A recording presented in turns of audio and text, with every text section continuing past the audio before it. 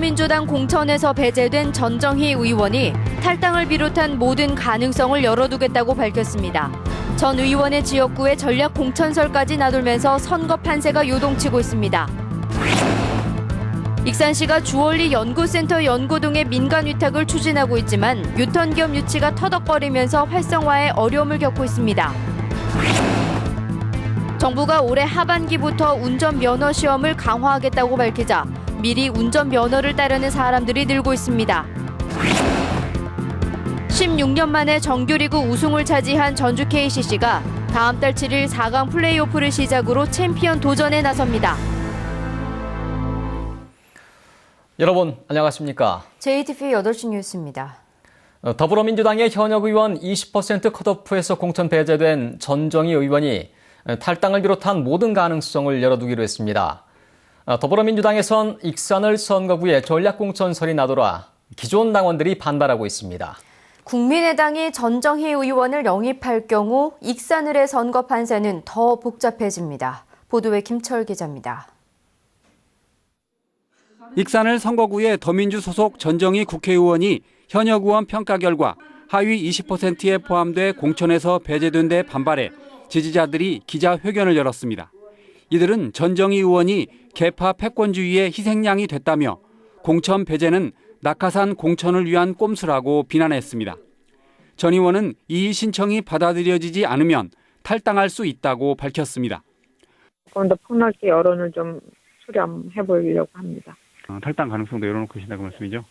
네, 거취에 대해서는 그냥 지금 다 열어놓고 있는 상태입니다. 더민주에서는 전략 공천설이 나옵니다. 더민주 당규를 보면 현역 의원이 공천 배제 대상에 포함될 경우 해당 선거구에 전략 공천을 할 수 있다고 명시했습니다. 더민주의 익산을 전략 공천 대상자로는 게임 전문기업 운영자로 영입 인사인 김병관 웹젠 의장이 거론되고 있습니다.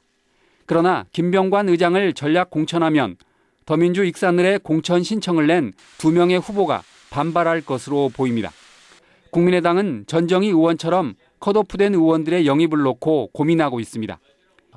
당내의 어떤 불합리한 구조 내에서 희생양이 될 수도 있는 거 아닙니까? 이 경우 국민의당 익산을에 기존 공천 신청자들이 역시 반발할 것으로 보입니다. 전정희 의원이 공천 배제 대상에 포함된 뒤 더불어민주당은 전략 공천설에 따른 내부 갈등이 불가피하고 국민의당은 영입을 놓고 기존 당원의 반발이 예상됩니다. JTB 뉴스 김철호입니다. 새누리당의 일부 당협위원장들이 총선 출마에 소극적이어서 전북도당이 어려움을 겪고 있습니다. 새누리당 전북도당은 지난 17일 20대 총선 후보자 공천 신청을 받은 결과 정읍과 고창, 부안, 그리고 진무당, 임실 등 3개 선거구에 신청자가 없어 해당 선거구의 당협위원장들을 상대로 출마를 설득하고 있지만 큰 성과는 없다고 밝혔습니다. 새누리당 전북도당은 4년 전 총선에서 전북의 7개 선거구에만 후보자를 공천해 이번 총선에서 10개 모든 선거구에 후보자를 공천하려 했지만 어려움을 겪고 있습니다. 박근혜 정부가 집권 3주년을 맞았지만 전북과 관련된 공약을 제대로 이행하지 않고 있는 것으로 나타났습니다. 전북 관련 7개 대선 공약 가운데 새만금 사업과 익산 국가식품 클러스터, 익산 고도 보존 육성 사업, 지덕권 산림치유원 조성 등 4개 사업은 예산을 충분히 확보하지 못해 예정보다 늦어지고 있습니다. 전북 과학기술원 설립과 동부 내륙권 국도, 부창대교 등 나머지 3개 사업은 아직 한 푼의 예산도 확보하지 못했습니다. 익산시가 운영비 부담을 덜기 위해 패션 주얼리 연구센터 연구동의 민간 위탁을 추진하고 있는데요. 유턴 겸 유치가 수년째 터덕거리면서 정상화가 쉽지 않아 보입니다. 김진형 기자입니다. 주얼리 유턴 기업들의 기술 개발과 도금장 운영을 맡고 있는 익산 주얼리 연구센터입니다. 익산시가 지난해부터 해마다 12억 원가량 들어가는 도금장을 떼어내 민간업체에 위탁해 운영하고 있습니다. 하지만 위탁업체의 1년 실적이 한 달 평균 2천만 원이 채 안 되는 2억 3천만 원에 그쳤습니다. 위탁업체는 이 때문에 한때 운영을 포기하는 방안을 검토하기도 했습니다. 조합에서 비용 분석을 해보면 적자가 나는 것이죠. 그래서 이제 그 조합에서 위탁을 않고 그 시에서 운영을 했으면 좋겠다라고 말씀을 건넨 것으로 알고 있습니다. 이처럼 민간 위탁에 대한 효과 논란이 일고 있지만 익산시는 기술 개발을 맡은 연구동에 대해서도 민간 위탁을 추진하고 있습니다. 익산시는 연구인력 구조 조정 등으로 사실상 휴점 상태인 연구동을 기술과 전문 인력을 갖춘 업체에 맡기기로 했습니다. 연구 과제가 채택이 되면은 그에 따른 연구원, 인력비 등이 뭐 이렇게 국가 과제로 해서 나올 수가 있어요. 예산에 숨통이 튈 수가 있죠. 그러나 유통 기업이 돌아오지 않으면 도금동의 위탁 운영처럼 활성화가 쉽지 않습니다.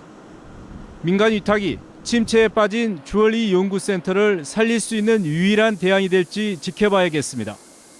JTB 뉴스 김진영입니다. 중소기업진흥공단 전북본부가 개성공단 중단으로 피해를 본 기업에게 아파트형 공장을 대체 공장으로 제공하기로 했습니다.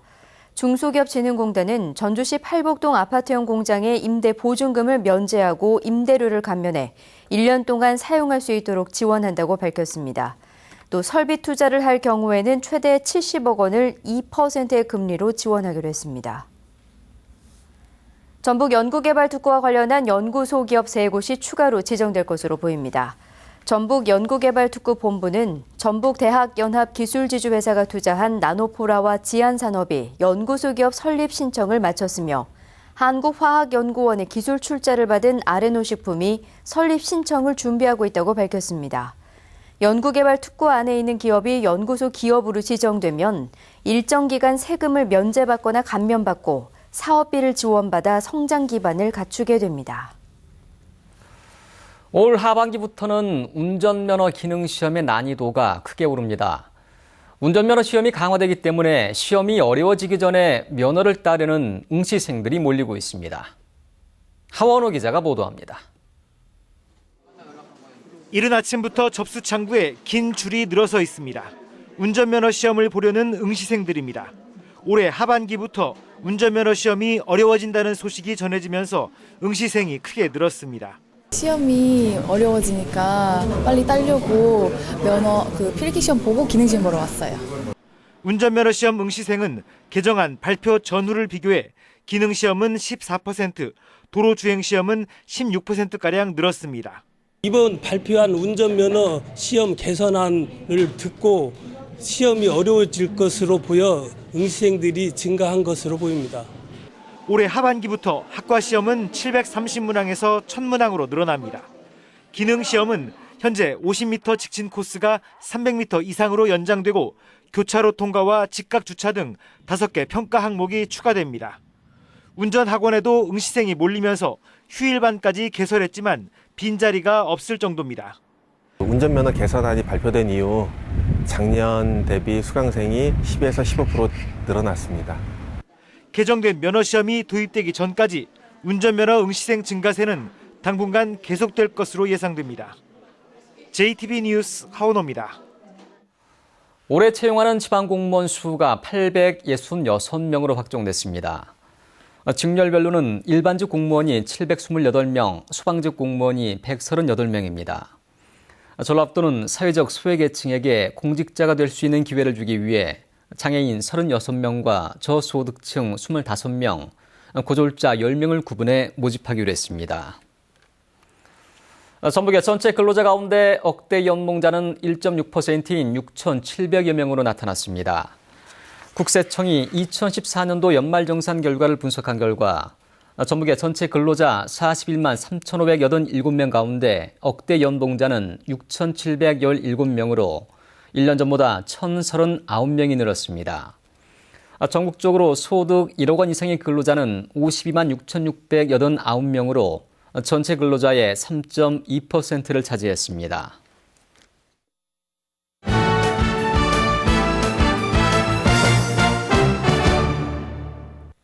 (16년) 만에 정규리그 우승을 차지한 전주 KCC가 다음 달 7일부터 4강 플레이오프전을 갖습니다. 금석배 전국 학생축구대회 결승전이 내일과 모레 열립니다. 스포츠 소식 정원희 기자입니다. 전주 KCC는 막판 12연승을 달리며 16년 만에 정규리그 우승을 차지했습니다. 감독대행 꼬리표를 떼자마자 우승컵을 들어올린 추승균 감독은 감독상을 받아 겹경사를 맞았습니다. KCC는 다음 달 7일부터 4, 5위 팀인 KGC와 삼성 간의 승자와 4강 플레이오프를 치릅니다. 전주에서 2경기를 가진 뒤 안양이나 잠실로 옮겼다가 마지막 경기가 열릴 경우 다시 전주에서 경기를 갖습니다. 하버틸이나 성진이한테 항상 리바운드를 많이 밀었는데 좀 서서 좀 적극적으로 볼을 잡아줄 수 있는 그런 부분, 집중력인 부분이 아무래도 제일 많이 필요한 것 같아요. 금석배 전국 학생 축구 대회가 막바지에 이르렀습니다. 내일은 중등부, 모레는 초등부가 각각 결승전을 갖습니다. 워낙 좋은 팀들이 많이 나와서 대회 수준도 많이 높아졌고 매 경기 치열한 경기가 이루어졌습니다. 내년에도 좋은 팀들이 많이 나올 것으로 기대하고 있습니다. 전주방송은 내일 중등부 경기를 생중계할 예정입니다. 아시아 태권도 선수권 대회 품새 부문 국가대표 선발전에서 전북 선수단이 5체급을 석권했습니다. 우승자들은 오는 5월 필리핀 대회에 국가대표로 출전합니다. 전주대 사격팀이 올해 첫 전국대회 공기권총과 공기소총에서 금메달 2개와 동메달 1개를 따냈습니다. 신정용은 개인전과 단체전 2관왕에 올랐습니다. JTB 뉴스 정원익입니다. 전주시민회와 정의당 전북도당이 전북 버스운송사업조합이 하고 있는 교통카드 시스템 운영업체 선정 작업을 투명하게 할 것을 요구했습니다.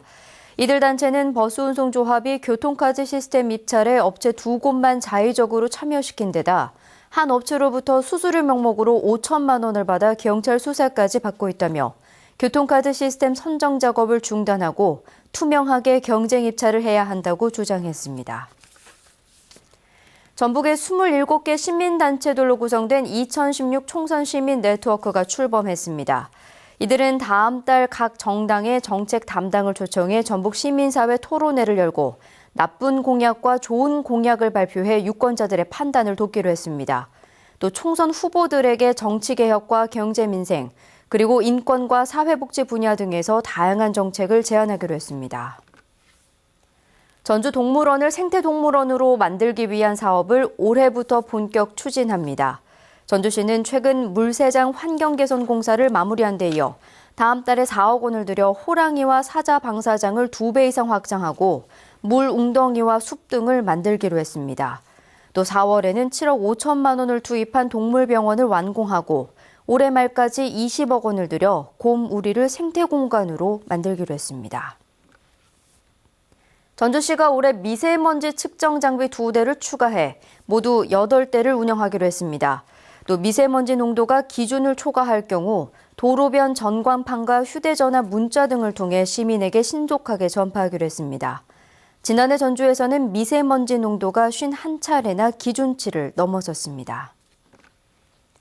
전라북도가 공무원의 인권 의식을 높이기 위해 공무원 인권 아카데미를 열었습니다. 이번 인권 아카데미에는 김철홍 국가인권위원회 인권교육과장이 강사로 나서 인권 침해와 차별행위 예방을 주제로 강의를 했습니다. 공무원 인권 아카데미는 매달 마지막 주 수요일에 사무관급 이상 공무원을 대상으로 열립니다. 경찰이 대한민국 상위군경회 전북지부를 압수수색했습니다.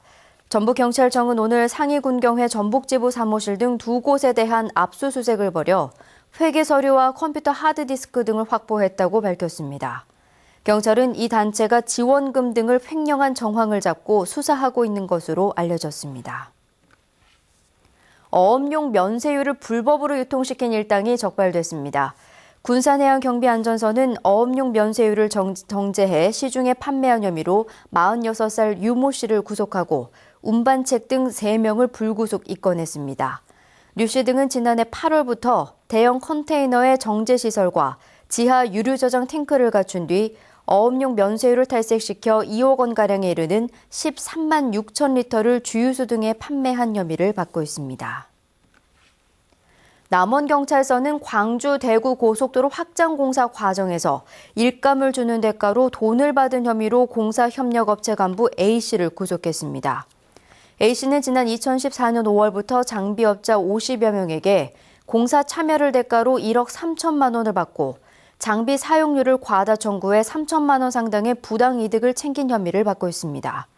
경찰은 이 돈이 원청업체나 발주기관으로 흘러갔을 가능성에 대해서도 수사를 확대하고 있습니다.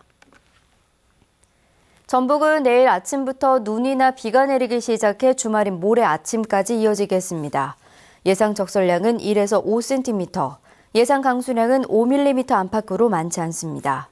내일 아침 최저 기온은 영하 5도에서 영하 1도, 낮 최고 기온은 3도에서 6도의 분포가 예상됩니다. 바다의 물결은 0.5에서 2.5m로 일겠습니다.